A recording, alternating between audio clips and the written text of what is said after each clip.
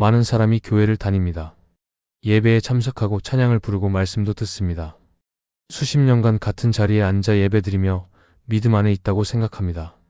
하지만 성경은 충격적인 말씀을 전합니다. 주여 주여 부르는 자마다 다 천국에 들어가는 것이 아니며 하나님께서 어떤 이들에게는 내가 너를 도무지 알지 못한다고 하신다는 것입니다. 교회 안에 있다고 해서 모두가 구원의 길을 걷고 있는 것이 아님을 분명히 말씀하십니다. 오늘날 교회 안에도 많은 사람이 있지만 그 중에는 안타깝게도 멸망의 길로 가고 있는 이들이 있습니다. 겉으로는 신앙인의 모습을 갖추고 있지만 하나님과의 관계는 멀어져 있고 말씀에 반응하지 않고 마음은 점점 무감각해지고 있습니다. 신앙생활을 열심히 하고 있는 것처럼 보이지만 실상은 하나님의 뜻과는 전혀 다른 길을 걷고 있는 경우도 많습니다. 오늘 말씀을 통해 교회 안에서 멸망의 길을 걷고 있는 사람들의 공통점을 살펴보며 우리의 모습을 정직하게 비추어 보고자 합니다. 이 말씀은 누군가를 정죄하기 위한 것이 아닙니다. 우리가 그 길에 서 있지 않은지, 어느새 무감각 속에 머물고 있지는 않은지 돌아보기 위한 시간입니다. 하나님께서는 멸망의 길에서 돌이키는 자를 결코 외면하지 않으십니다. 오늘 말씀이 우리의 신앙을 다시 깨우고 생명의 길로 돌아서는 계기가 되기를 바랍니다.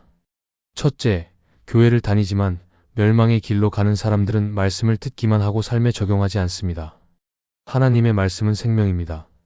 말씀이 임할 때 사람의 마음은 깨어지고 방향을 되찾으며 하나님 앞에 바르게 서게 됩니다. 말씀은 단지 좋은 이야기가 아닙니다. 우리의 죄를 드러내고 잘못된 길에서 돌이키게 하며 하나님의 뜻 안으로 이끌어주는 능력입니다. 그러나 아무리 강력한 말씀이라도 삶 속에서 순종으로 이어지지 않으면 아무런 변화도 일어나지 않습니다. 오늘날 교회 안에는 많은 말씀이 선포됩니다. 인터넷과 영상 매체를 통해 수많은 설교를 들을 수 있고 성경에 대한 자료도 쉽게 접근할 수 있습니다. 말씀을 듣는 기회는 넘쳐납니다. 그런데 문제는 말씀을 듣기만 하는 신앙에 머물러 있는 사람들이 많다는 데 있습니다. 말씀을 듣고 고개는 끄덕이지만 그 말씀이 삶을 바꾸지는 않습니다. 감동은 있었지만 행동은 없습니다. 눈물은 흘렸지만 삶의 방향은 그대로입니다. 예수님께서는 산상수훈의 마지막 부분에서 이런 사람들을 두고 모래 위에 집을 지은 자라고 말씀하셨습니다. 그 사람도 말씀을 들었습니다. 하지만 듣고 끝났습니다. 실천하지 않았습니다. 결국 비바람이 몰아치자 그 집은 무너졌습니다. 반대로 반석 위에 집을 지은 사람은 말씀을 듣고 그대로 행한 사람입니다. 듣고 움직인 사람만이 흔들리지 않았고 끝까지 버틸 수 있었습니다. 말씀을 듣는 자리는 은혜의 시작점입니다. 하지만 그 자리에만 머무르면 변화는 없습니다. 말씀이 우리를 살게 하려면 반드시 삶으로 이어져야 합니다. 내가 듣고 있는 말씀이 실제로 내 안에 적용되고 있는지를 점검하지 않으면 스스로 말씀 안에 있다고 착각한 채 멸망의 길을 걸을 수 있습니다. 아무리 매주 설교를 듣고 성경을 읽는다고 해도 그것이 내 성품을 바꾸지 않고 관계를 새롭게 하지 않고 행동을 변화시키지 않는다면 결국 말씀이 삶에서 소외된 채 버려지고 있는 것입니다. 하나님께서는 듣기만 하는 자가 아니라 듣고 행하는 자를 기뻐하십니다. 말씀대로 살아가는 삶은 완벽함을 말하는 것이 아닙니다. 하루하루 그 말씀을 마음에 품고 작은 부분에서부터 반응하는 것을 의미합니다. 예를 들어 말씀 속에서 용서하라는 음성을 들었다면 그날 하루 누군가에게 따뜻한 말 한마디라도 먼저 건네는 것, 그것이 적용입니다. 하나님을 신뢰하라는 말씀을 들었다면 염려의 자리에서 한숨 대신 기도를 선택하는 것, 그것이 반응입니다. 그렇게 말씀에 작게라도 순종하기 시작할 때 하나님은 우리의 마음을 조금씩 새롭게 하십니다. 교회를 다니는 것이 중요한 것이 아닙니다. 얼마나 많이 말씀을 들었느냐도 핵심이 아닙니다.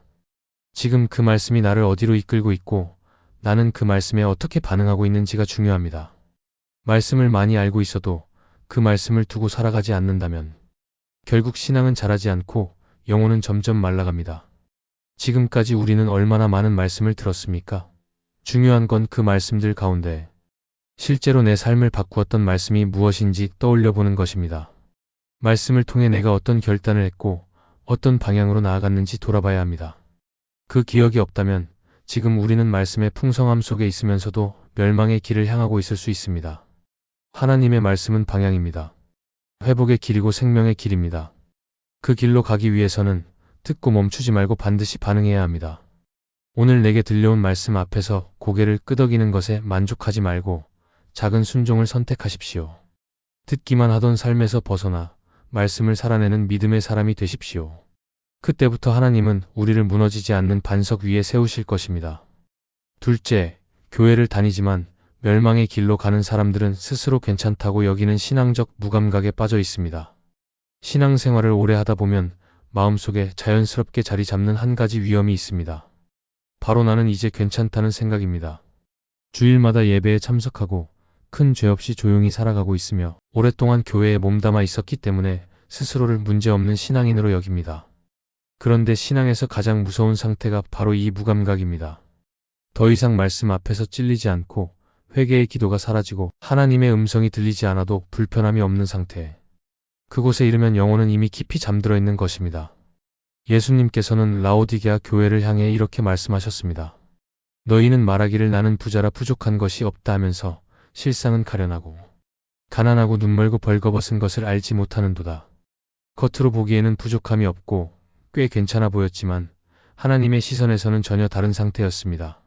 문제는 그들이 자신의 실상을 모른다는 것이었습니다. 무감각해진 영혼은 진단을 거부합니다. 아프다고 느껴야 병원을 찾는 것처럼 죄에 대한 민감함이 사라지면 회개도 멈춥니다. 그렇게 천천히 무너져갑니다.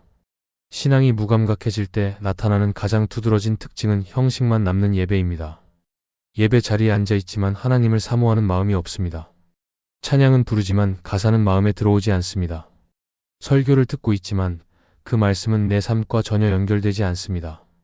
예배가 끝나도 마음에 남는 것이 없고 지난주와 오늘이 다르지 않습니다. 감정이 없는 것이 문제가 아닙니다. 감정이 아니라 마음의 방향이 멈추어 있는 상태. 하나님께로 향하는 움직임 자체가 사라진 것이 진짜 문제입니다. 무감각은 조용히 스며듭니다. 바쁘다는 이유로 기도를 미루고 피곤하다는 이유로 말씀을 건너뛰고 사람들과의 갈등을 그냥 넘기며 살아가다 보면 어느 순간 영혼이 굳어집니다. 말씀을 들어도 반응이 없고 죄에 대한 경계심도 사라지고 예배에 대한 기대도 점점 줄어듭니다. 하지만 그 무덤 같은 정적 속에서 사탄은 기회를 찾습니다.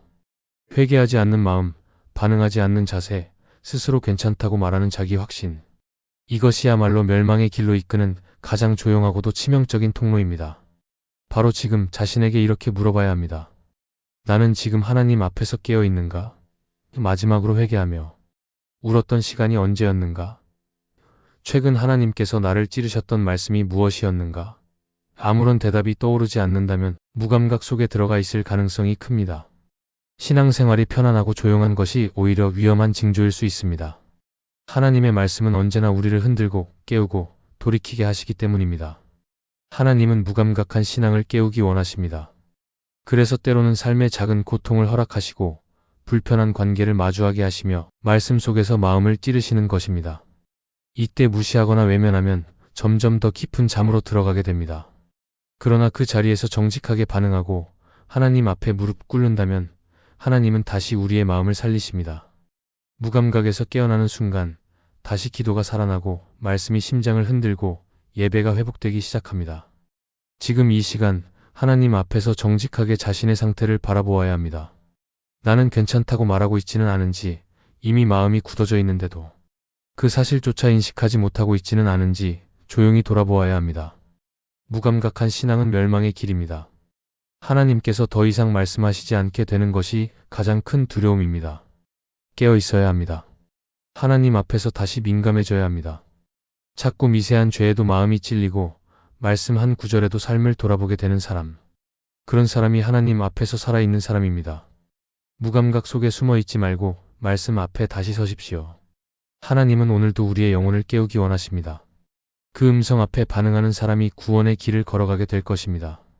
셋째, 교회를 다니지만 멸망의 길로 가는 사람들은 신앙을 경력처럼 여깁니다. 신앙은 시간의 누적으로 평가할 수 있는 것이 아닙니다. 하나님과의 관계는 경력이나 연차로 쌓이는 것이 아니라 날마다 새로워지는 믿음 안에서 자라나는 것입니다. 그러나 교회 안에는 종종 자신의 신앙생활을 경력처럼 여기는 사람들이 있습니다. 나는 교회를 몇 년 다녔다. 어릴 때부터 신앙생활해왔다. 이만큼 봉사하고 헌신했다고 말하며 스스로를 괜찮은 신앙인으로 여깁니다. 그 말 자체가 문제가 되는 것은 아니지만 그 말이 현재 하나님과의 실제 관계를 대신하는 순간 그 신앙은 이미 멈춰선 상태일 수 있습니다. 신앙을 경력처럼 생각하는 사람은 과거의 이야기 속에 머물러 있습니다. 과거에 은혜 받았던 집회, 뜨겁게 기도했던 어느 밤, 하나님께 헌신했던 어떤 시절을 자랑합니다. 그러나 정작 지금은 말씀 앞에 반응하지 않고 기도도 뜨겁지 않으며 예배 속에서 감격도 사라졌습니다. 신앙의 현재는 멈춰 있지만 과거의 경험이 자신을 여전히 괜찮은 신앙인이라고 착각하게 만듭니다. 그 착각은 영적 긴장을 무너뜨리고 결국 멸망의 길을 향하게 합니다. 성경에는 이런 모습이 반복해서 등장합니다. 이스라엘 백성은 출애굽이라는 위대한 구원의 사건을 경험했습니다.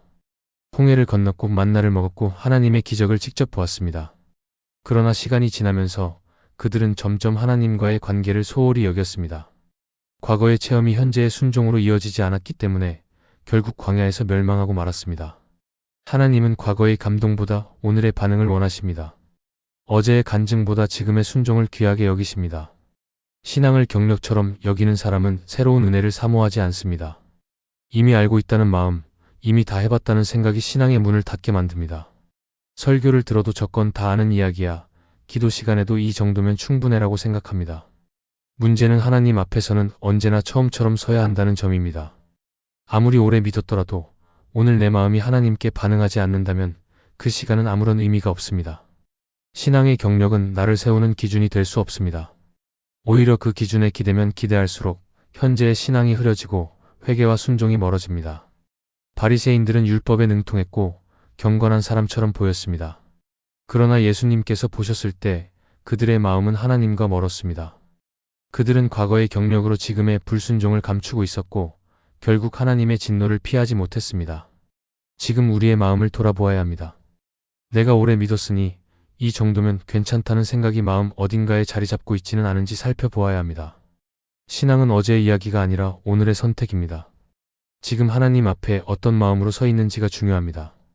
오늘 말씀 앞에서 회개하는가? 오늘 기도 자리에서 무릎을 꿇는가? 오늘도 하나님을 사랑하고 있는가? 그것이 살아있는 믿음입니다. 신앙을 경력처럼 여기는 태도는 결국 하나님과의 실제 관계를 잃게 만듭니다. 과거의 신앙으로 현재의 냉담함을 덮지 마십시오. 신앙은 언제나 지금입니다.